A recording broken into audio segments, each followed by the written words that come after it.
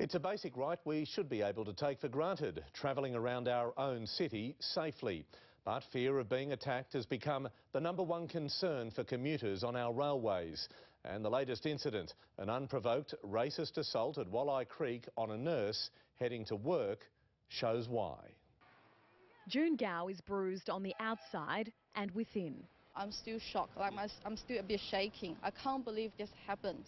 June is a nurse. She was at Wolli train station simply on her way to work on Saturday night when she was surrounded by a gang of teenage girls, grabbed, choked, pushed to the ground and racially abused.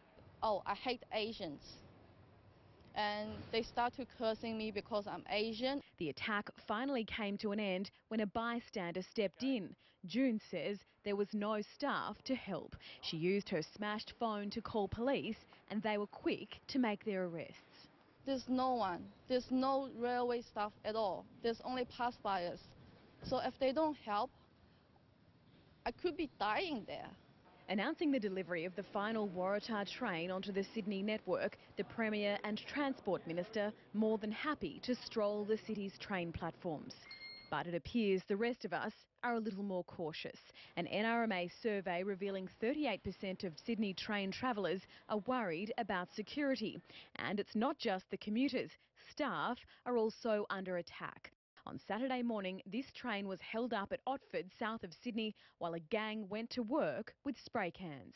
We are in a crisis point. Security is really, really bad out there and the Minister needs to do something about it.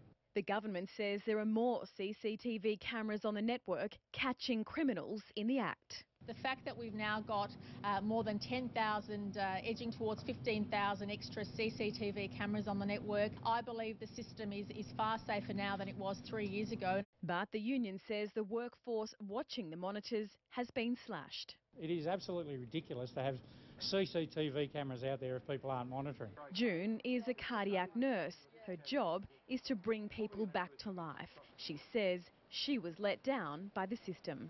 At least even though they're just walking around, at least the people say, oh, there's staff over there. They might not thinking about doing such thing as this. Our CCTV cameras will see you, the police will act swiftly and you will get caught.